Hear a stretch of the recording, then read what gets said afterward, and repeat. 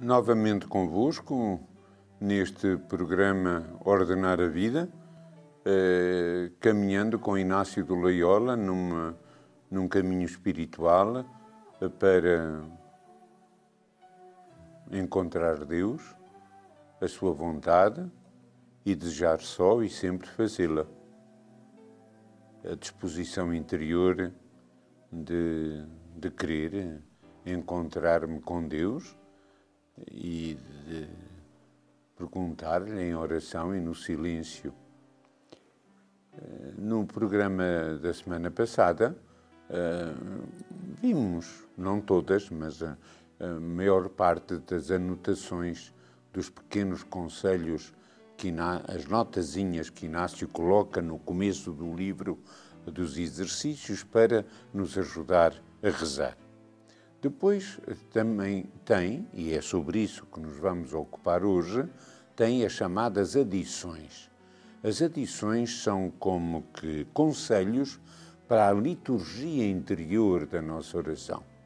Há a liturgia externa, há a liturgia que mete uma procissão de entrada, mete a cruz, mete o incenso. Há uma liturgia mais ou menos solene.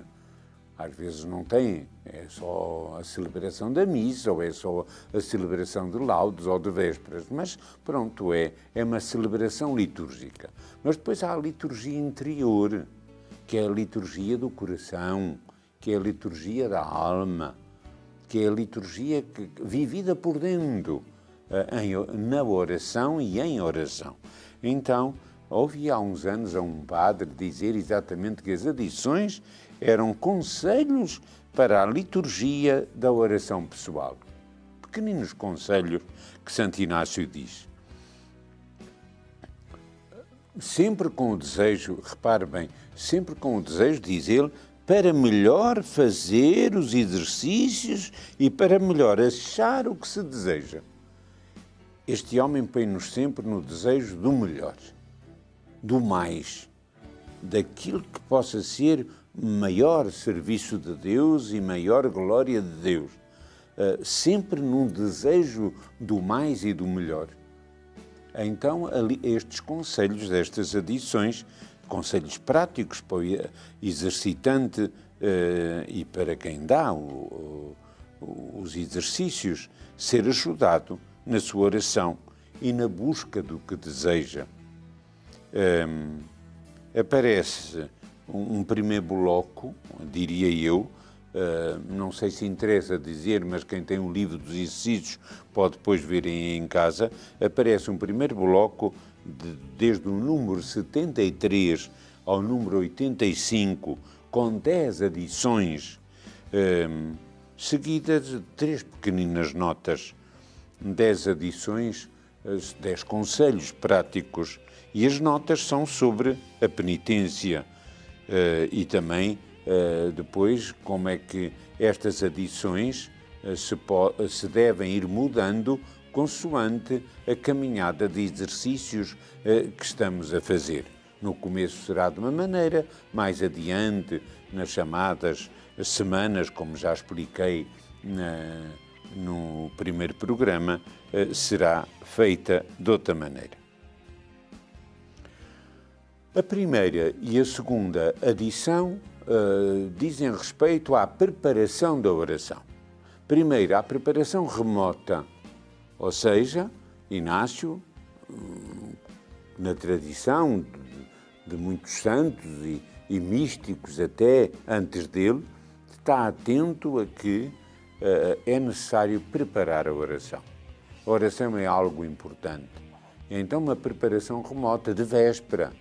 Ele até diz, como curiosamente, que não só eu leio o texto que amanhã vou meditar, porventura o texto do Evangelho da manhã, que eu quero já ler de véspera, para esta preparação remota, mas, como ele diz, quando estiver para adormecer, já na cama, pensar por um minuto, por uns segundos, na matéria que vou rezar amanhã. Parece um artifício um bocadinho exagerado, mas não é. Não é, e sabe porquê? Eu vou ajudar a perceber. Habitualmente, o nosso inconsciente, se calhar sempre, o nosso inconsciente e o nosso subconsciente, enquanto nós dormimos, vão continuando a trabalhar.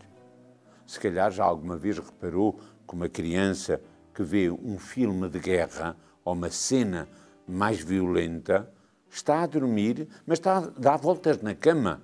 Às vezes até fala alto, às vezes até geme, porque o seu inconsciente está a funcionar e ela está, apesar de estar a dormir, está a viver aquela cena horrível daquele filme. Como também nos é dito e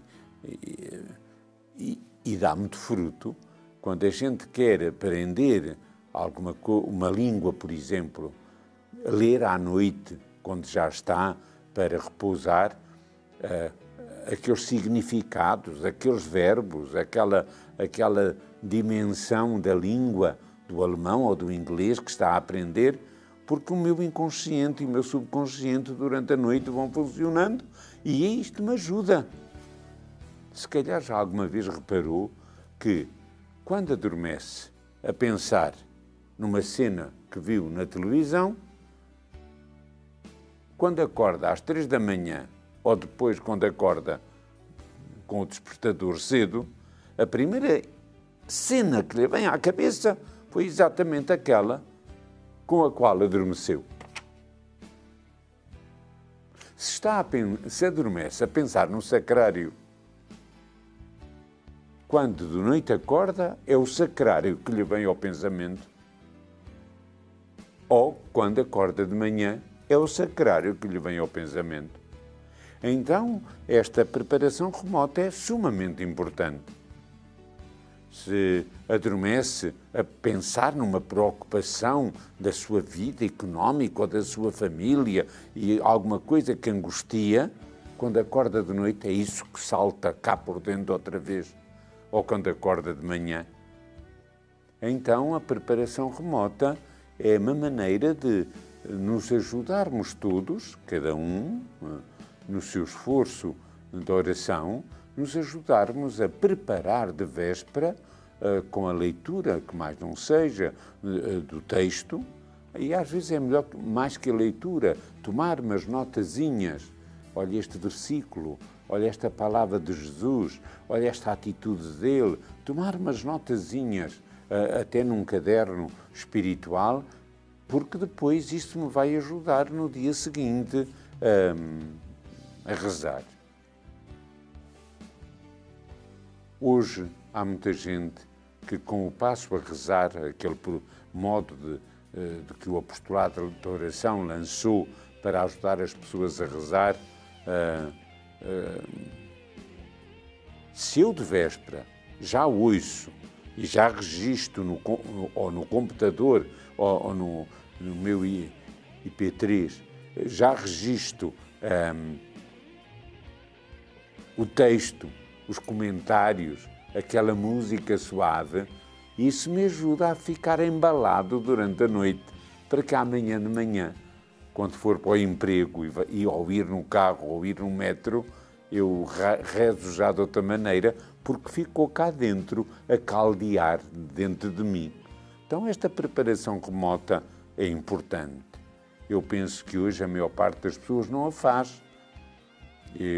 Eu comecei a minha vida religiosa em Sotelo, já lá vão muitos anos, em 64, e nós à noite tínhamos um quarto de hora para preparar a meditação do dia seguinte. Um quarto de hora para ler o texto, para tomar umas notas, para refletir um bocadinho, e depois ainda íamos à capela, ainda fazíamos exame de consciência, ainda fazíamos a toalete da noite, mas depois, ao estar para adormecer, novamente a pensar, olha, o texto é este, esta ideia é importante, e eu vou amanhã rezar esta maravilha. Então, a preparação remota, sumamente importante. uma pequenina adição, mas sumamente importante. A segunda adição está ligada com esta, que é, agora que eu vou começar a oração, diz Inácio, entrar na presença de Deus, junto do local onde vou rezar, e se vou rezar a passear, ou se vou rezar na viagem de autocarro ou de metro, como muita gente faz hoje, e ainda bem, porque ao menos aproveita o seu tempo, entrar na presença de Deus. O que é que isto quer dizer? Fazer um ato de fé. Deus está aqui, Deus me ouve, eu não o vejo, não o sinto, mas acredito que está. Eu vou estar com Ele, Ele está comigo, e a minha oração vai ser um diálogo com um Jesus, com um Espírito, com um Pai, com Nossa Senhora, que estão presentes. E eu quero entrar nessa presença, nessa nuvem, que era na Bíblia sinal da presença e da ação de Deus, para depois isto me ser ajuda. Não só tomar consciência de que Deus está presente, mas até ir um bocadinho mais à frente, pedir luz e graça para que a oração corra bem. Pedir sabedoria ao Espírito Santo, pedir para que me ajude a concentrar, pedir para que me ajude a fazer silêncio interior. É bom no começo da oração parar um bocadinho para ter, se calhar ler até novamente o texto do Evangelho ou de outro livro que eu estou a meditar, ler o texto, que convém não ser muito longo, mas lê-lo com cuidado, com precisão. Não entrar na oração como quem abre a porta e ainda quer entrar para casa dentro. Mas não, com cuidado. Tocar a campainha, limpar os pés no capacho e depois, então sim, entro. Mas este entrar significa ato de presença de Deus, ato de fé que Ele está presente, pedir luz e graça, ler talvez o texto novamente, o texto que eu já li na véspera, mas que agora quero ter presente, para que isto me ajude a entrar em oração e não entrar de um modo qualquer. Se entro mal, a oração não vai correr bem. Se não paro, se não sossego, se não entro neste silêncio interior, se não busco este recolhimento, a oração depois não corre bem.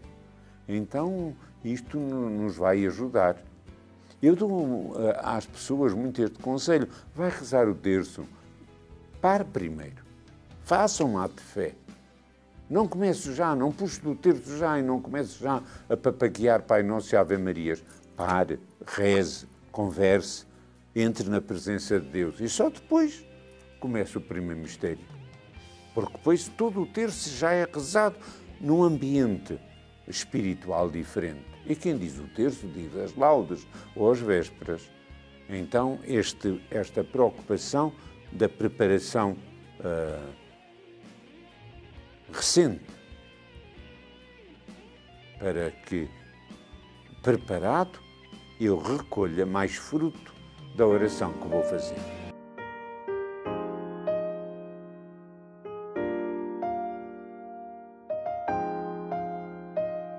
A quarta e a quinta adição, chamada assim, ou chamadas assim, fazem um pequeno bloco. A primeira mais sobre a entrada da oração, o local. Eu não vou começar a rezar num sítio onde há barulho, tenho que escolher um ambiente e um local de mais silêncio, para entrar depois no silêncio interior.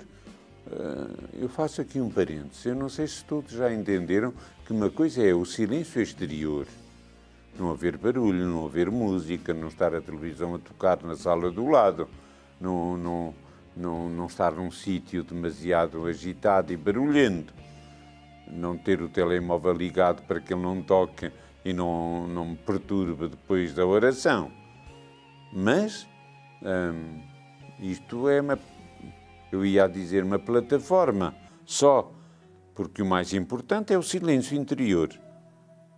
Você e eu, meu caro irmão e irmã, quando entramos em oração, até quando entramos numa igreja, a gente entra, mas leva cá dentro muitas coisas, preocupações, problemas, as compras que temos que fazer, uma conversa que tivemos com uma pessoa, um telefonema que recebemos que nos deixou perturbado, e a gente quer concentrar-se e não é capaz.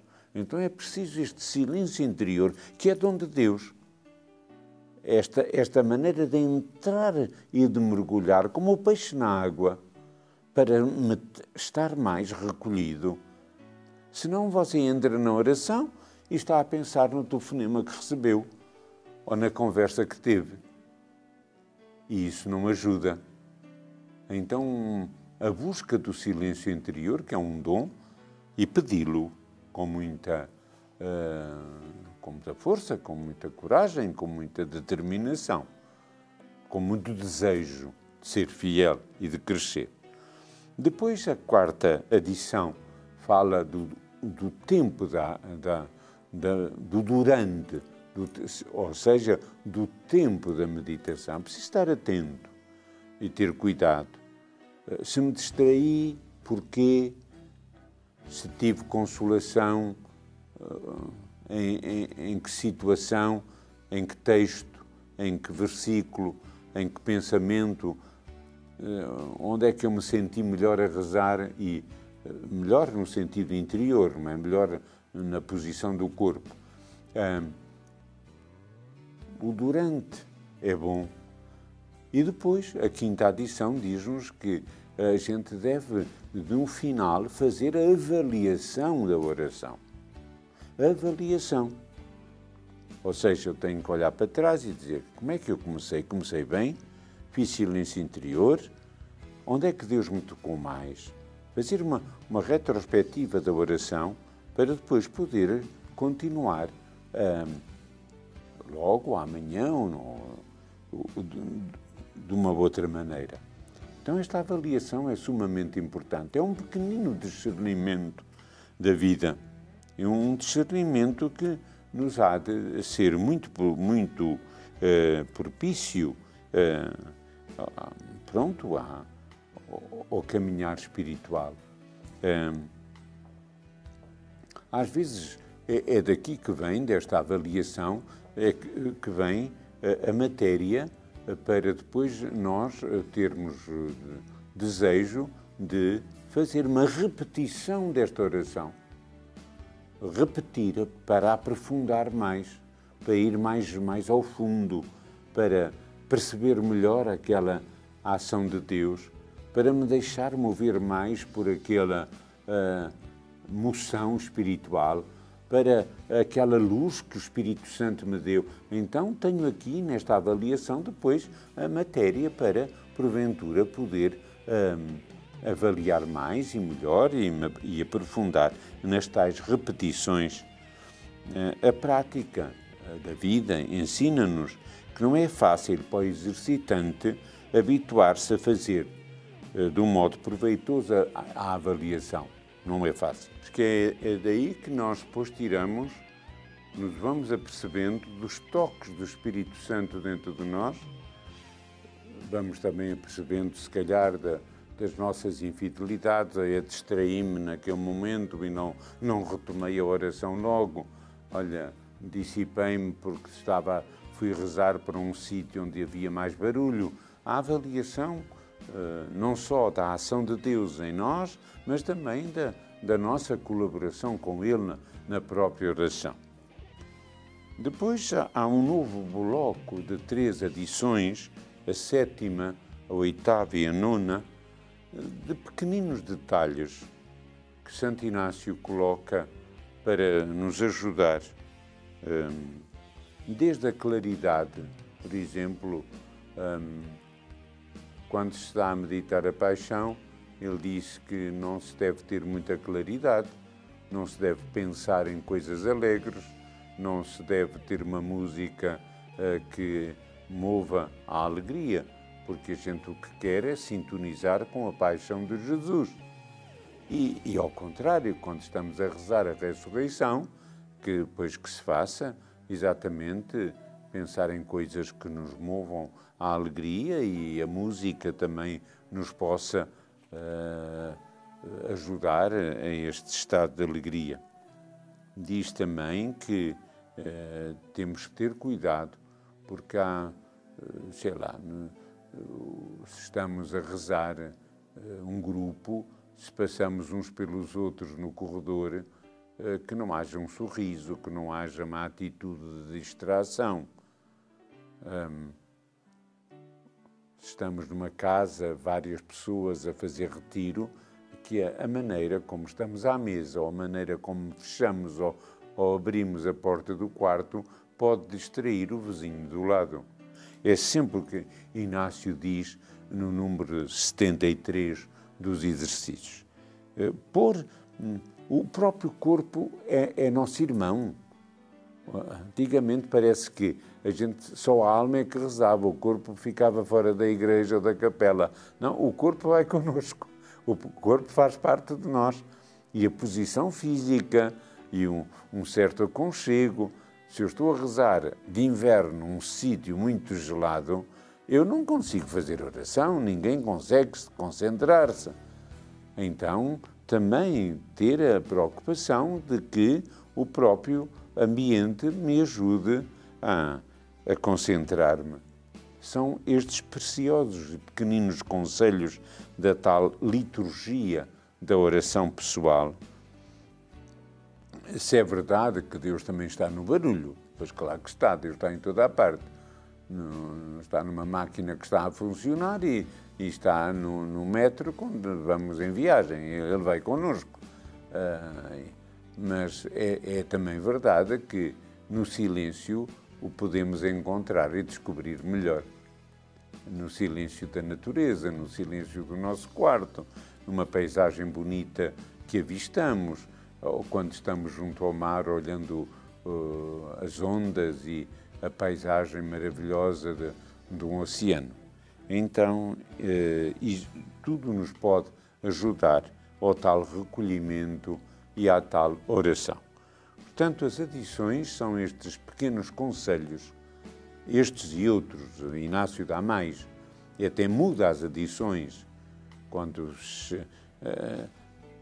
se entra na terceira semana, que é a semana em que se reza a ceia e a paixão, ele muda algumas adições, como aquela que eu referi há pouco. Agora, na paixão, menos claridade, as janelas mais fechadas, uma música que ajuda a concentrar. Porque tudo nos tem que ajudar a entrar no mistério de Deus e na busca deste amor dele que nos quer convertidos ao seu amor e nesta caminhada de encontrar e buscar Deus em todas as coisas. Os exercícios espirituais são para isso. Quer seja a contemplação, a meditação, a oração vocal, qualquer que seja o exercício que estou a fazer, o que importa é que eu, através do que rezo, encontre Deus e a sua vontade. Sempre este desejo latente no coração, sem pressão, sem nervosismo, sem preocupação doentia, sem escrúpulo, mas sempre num desejo de, como ele diz, a expressão é dele, melhor fazer os exercícios e de melhor achar o que se deseja. E o que é que se deseja? Deus, a santidade, a vontade dele, encontrar o caminho onde me realizo melhor, encontrar os meios que Deus quer para mim, quer na penitência, quer na oração, quer na vida de família, buscar com a graça dele. Então, se nos formos habituando a um silêncio interior, depois encontramo-lo no jardim, quando vamos ao supermercado às compras, quando estamos a subir uma escada, quando estamos na estação do metro. Podemos estar em intimidade com ele, podemos e devemos. Quando uma dona de casa está a passar a ferro, Pode estar a fazer uma hora de oração, uma hora santa, porque pensa em Deus, porque se une, porque reza, porque está unido ao sacrário, porque de tempos a tempos diz uma jaculatória, ou diz até muitas. Francisco de Assis passava noites inteiras a dizer meu Senhor e meu Deus.